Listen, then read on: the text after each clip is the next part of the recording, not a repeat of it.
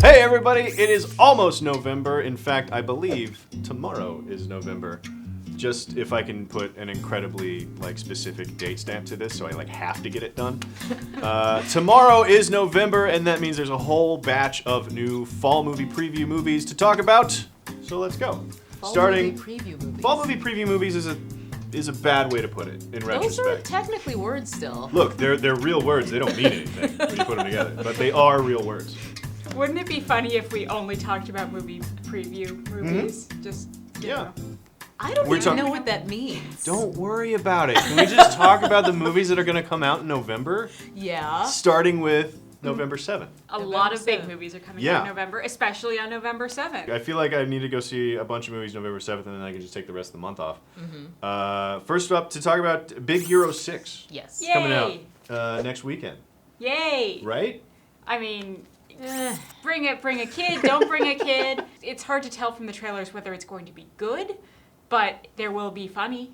Yeah, it seems like they are already kind of making it clear, even in the trailers, we got some jokes for you too, parents. Right. Which is good, but it's not for me. Not my cup of tea. Yeah. Not easy. Not for me. I think it's interesting to see Disney doing something else with the Marvel properties, because it is originally a Marvel property.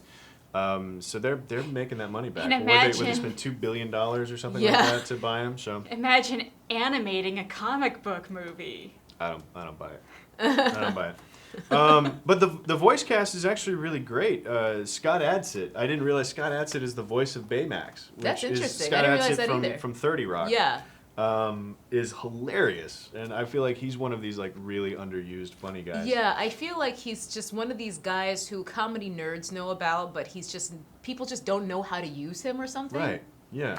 I think it's he's got a look in person that you have to use in a very specific way. He's an ugly old guy. Yeah, I was gonna say he has a specific character look. Sure. But then outside of Scott Adsit, there's T.J. Miller and Damon Wayans Jr. and who else? Alan Tudyk is in it. Oh. Alan Tudyk is just charming as all get out. So it's a really funny collection of disembodied voices, I guess. Yeah, I generally avoid movies like this, at least in theaters, because I loathe children. So I don't really put myself in situations where I have to be around them if I can avoid it. So if anything, I'll probably catch it on TV. Yeah. Or go to the 10:30 show. Go to a late show. You should be. Some of these kids like to party, man. Don't go to Some don't go to any parents are matinees. terrible parents. But that's when I like to go, because I'm an 80-year-old man. Okay. Well. Yeah, no, I do not encourage. Get my matinee show, Going read my to- paper, Exactly. have a hot toddy, and watch some Jeopardy. That's my day. Also on November 7th, still on next weekend, The Theory of Everything. This is the biopic about, what's his name? Stephen Hawking. This is a biopic about what's his name, Stephen Hawking. And his life and how the disease starts to take him, and most notably his marriage. Seems like a really sort of attempt at a very inspirational love story, love conquering all and all this stuff. Yeah.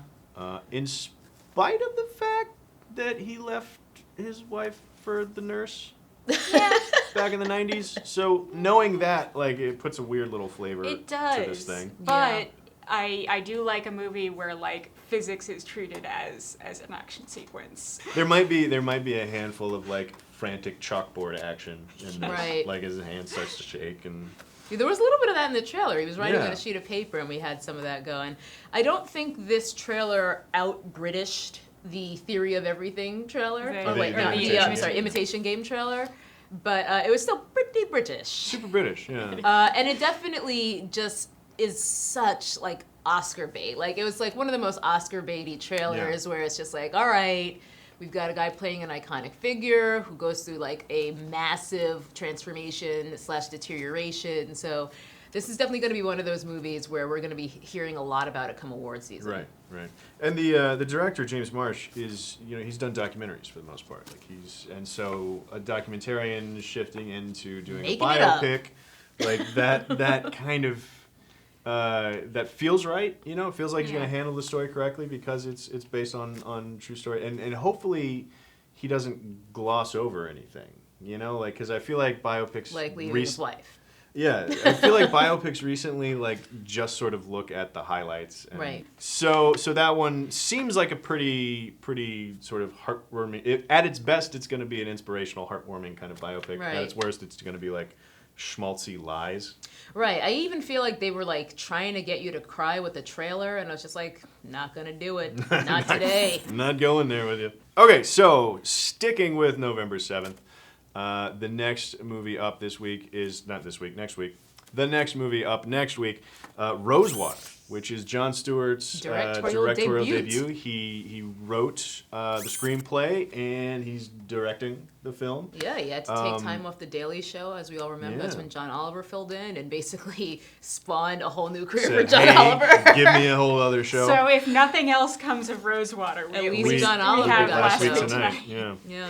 So the film is about Gael Garcia Bernal, not about the actor. He plays a journalist on which the film is based, who is covering the elections in Iran back in 2009 and all the riots that ensued afterwards. And it's about this guy who gets arrested and essentially tortured for like 4 months, something like that, for sending footage back to the BBC, and they're accusing him of being a spy.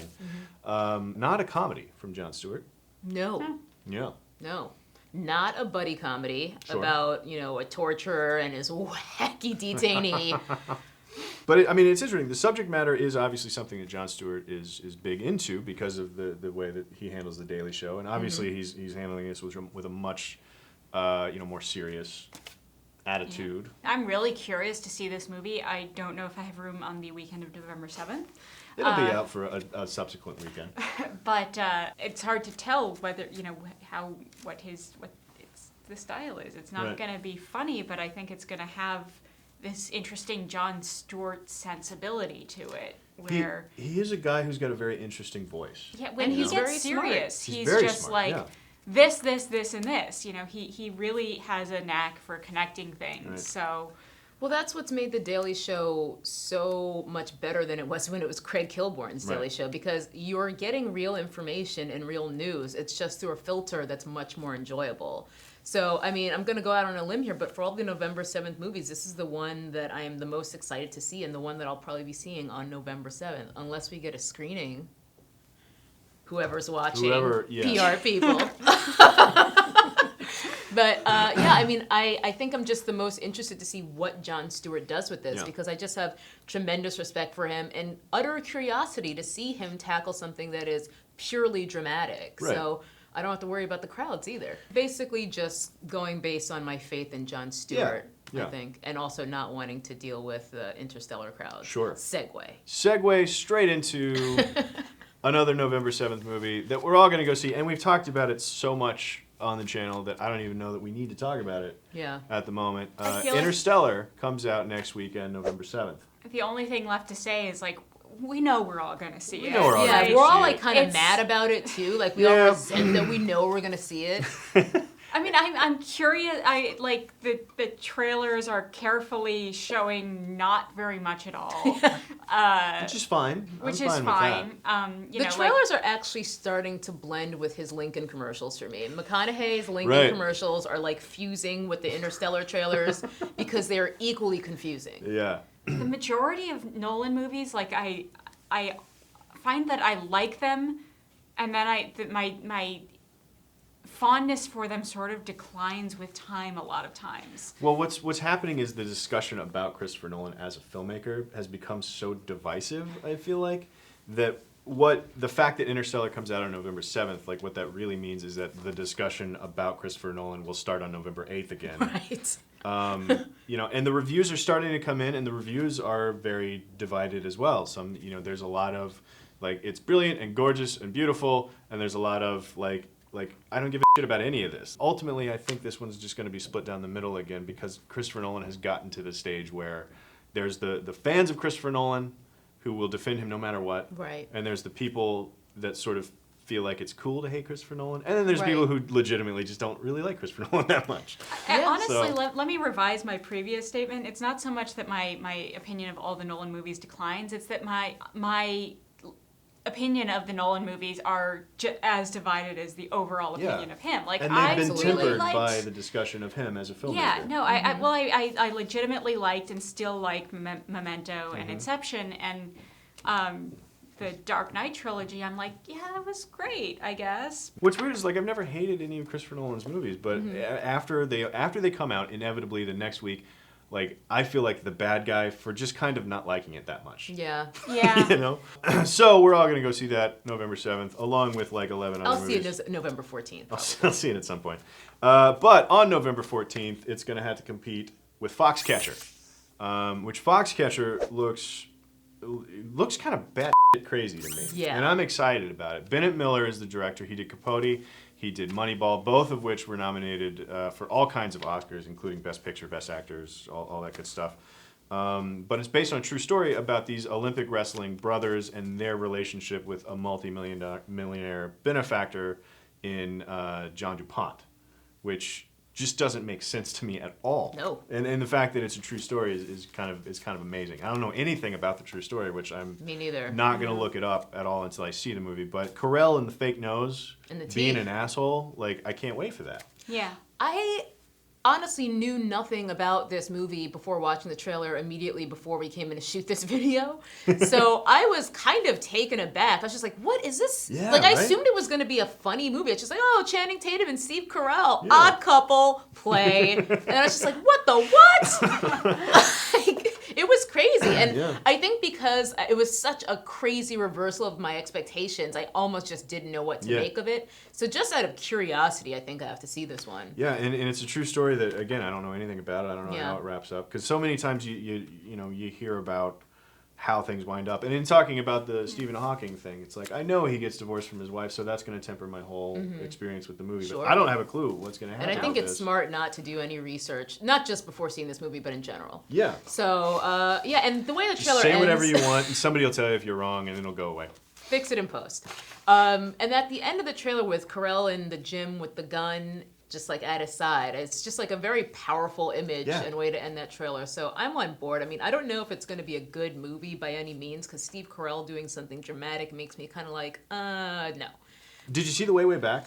No. Carell was in it. He was a jerk. He was an amazing jerk in The Way Back. Honestly, Channing Tatum is the least interesting part of this whole thing for me, because Ruffalo is there too. And Yeah. honestly, And I love me you some can Mark always Ruffalo. trust Ruffalo. Like, Oh, yeah. I feel like if he signed on, there's got to be something there. He was in 13 Going on 30, man. Like, Oh God, I take He it back was. then. yeah. Yeah. No, that movie was charming. Was it? It We'll was- talk about that later, but that movie was charming. I'll take It your was word for it. literally as good as it could be. Yeah. I'd I rather mean, just but- watch Big. I mean, It I was- feel but like it was another Big for when you just watched Big. It's Lady Big. You know, it's Lady it's Big. Lady Big. I feel like I should say, though, Cruise has said on multiple occasions that he thinks this is a big Oscar play for Carell. Carell. So, Well, and he's getting to the point in his career where it's time for him to take shots like that. You know, because he's done, The Way Back. He's done a handful of other things that aren't just the big, broad Right. Alexander and the Terrible, Horrible, No Good, Very Bad Day Right. kind of plays.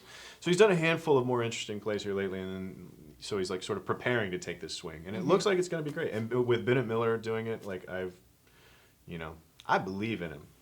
Look at all these Daily Show people, like, and we believe it. Like Jon Yeah. Stewart kicking ass, and Steve Carell we're talking about is going to win an Oscar. We gave John Oliver some It's love amazing. for some reason John earlier. Oliver was around.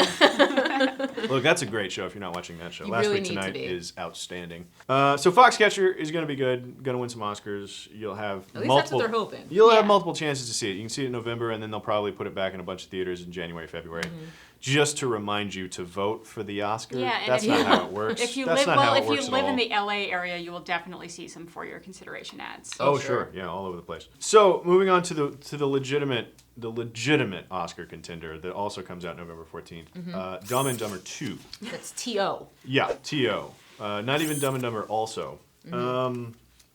Sure? Literally, that's my note. Sure? Mine is nope. Mine is, I just, honestly, I haven't watched the first one in so long that I need to go back to that just to see if I still...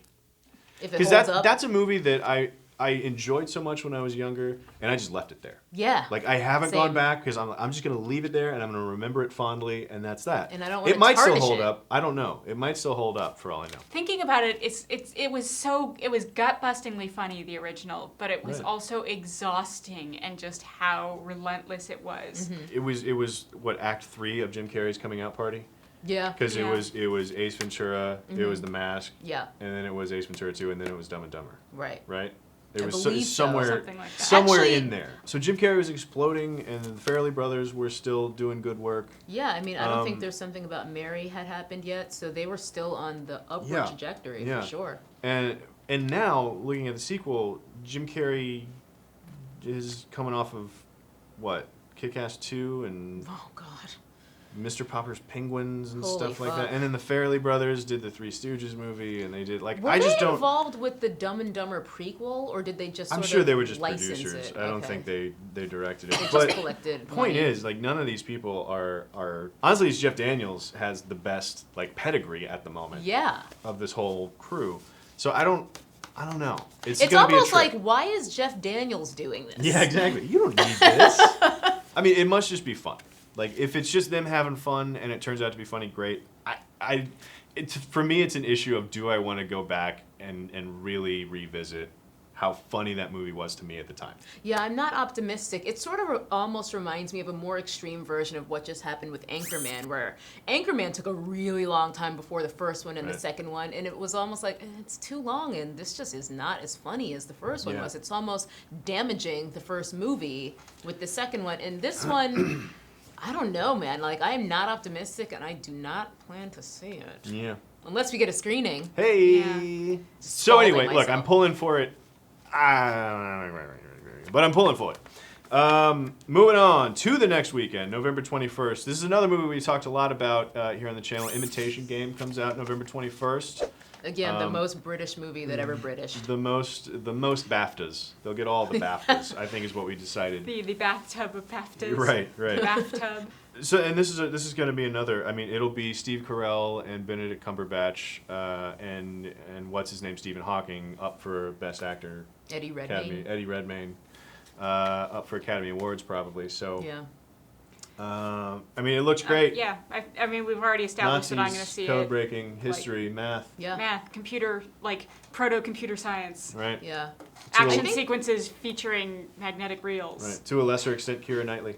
Yeah. To a lesser extent, Keira. I like Keira Knightley. I do too. I got no she beef with usually her. does a good Yeah, job. She's fine. So we've talked a lot about that. We're Yeah, all excited we're about it. unilaterally excited. Go check it out on the 21st, along with The Hunger Games Mockingjay Part 1. That also comes out November 21st. This is a... Yeah, I might have to go to the movies twice this weekend. this is That's going to be a busy Yeah? weekend. Yeah. 'cause You I'm a big super Hunger exci- Games fan? Yeah. Okay. Oh, Yeah. really? I mean, Honestly, I never read I feel the like books. that's out of character for you. I know. Right. That's why I'm like kind of quiet about it. Okay, all right. But Well, don't worry, this isn't going on the internet or anything. All right, cool, perfect, thanks. We're going to It's for your decorate your personal desk archives. later with all Right. sorts of But yeah, Mockingjay I think paraphernalia. I'm a late bloomer of a Hunger Games fan, I guess, because Okay. I never read the books. But I saw the first movie. I was just like, that's a solid like popcorn movie. That Sure. was good. Second one, really good. And this one, I'm super amped for. I don't Okay. know. I feel like Donald Sutherland looks delightfully mad in the trailer. Yeah. He does. Mad in the crazy way. Yeah, not mad in the crazy, angry not way. like angry. Dude's yeah. mad crazy. Yeah, he's mad.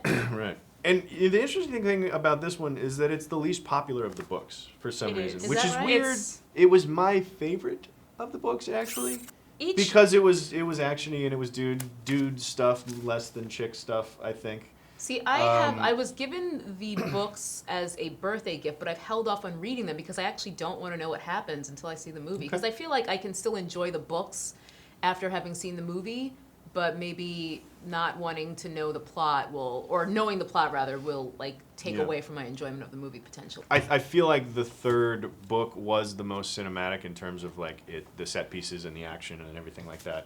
Whether or not it was the best book, I don't know. I don't really. Well, the set pieces were the most cinematic. Yeah. The book overall had perhaps the least proportion of cinematicness because yeah. anyway. I mean, the book not was an spoiling. action movie. Somebody I know put it really well that each book in that trilogy is like a slightly different genre. Yeah. You know, and the last one goes sort of political thriller on you. Yeah. Whereas the first one was Which- straight up sort of I'm a grown ass man. survival? Like, if were I a teenage girl, I'd probably be like, no, the last book was stupid. Yeah. But I love a I am political an thriller. adult male. Yeah. So I enjoyed the third book more than I enjoyed the other two, and that's just Well, me. that bodes well for T. So look, I'm excited for it. I think it's going to be a big, loud action movie. Hopefully, anyway. Hopefully. And then another November 26th, Closing Thanksgiving out the month. weekend, bringing us home. Horrible Bosses 2 comes out November 26th. Talk about ending on sort Here's of here's the thing I'm that surprised that that's the big movie for Thanksgiving here's the weekend. thing that I think is brilliant about Horrible Bosses 2 and what they're doing here. They're releasing it on Thanksgiving. It's like the only thing coming out that weekend. Yeah. So it will do just well enough for us to get a Horrible Bosses 3, whether we like it or not. Right. So good on you, New Line, I guess. The first Horrible Bosses was exactly what it was, and Right. it didn't pretend to be anything more. Exactly. And I watched it on a plane, and I was like, okay, great. I did Yeah, not see that it. was one of those movies where I just wanted to go to the movies. Yeah. So went with a friend. We liked it. It was cool. It was funnier than expected, considering we had no expectations. So that's pretty good. Didn't see a need for a sequel, but it was one of those movies that made just enough money to justify it. And I think So they're here going we to do are. it again. At the same time, like, it's Thanksgiving weekend. The movie that you choose to see Thanksgiving weekend is not necessarily the movie that you choose to see when you're not home with your parents trying to find something that will satisfy 3 generations. I worth would of I would people. imagine like I can see going to the theater to see Hunger Games with my grandmother more than I can Horrible Bosses 2. That's a very good point. But me, my adult brother, and my parents could all see Horrible Bosses Right. if we wanted to, and my dad wouldn't have to sit through Hunger Games. So I think he might find that. So that's a lot of movies coming out in November. That's not all of the movies. We didn't talk about every single one of them. We just talked about some of the ones we're interested in. So let us know what you're interested in the comments down below. Click like and subscribe, and come back next time for more movie news on CineFix Now.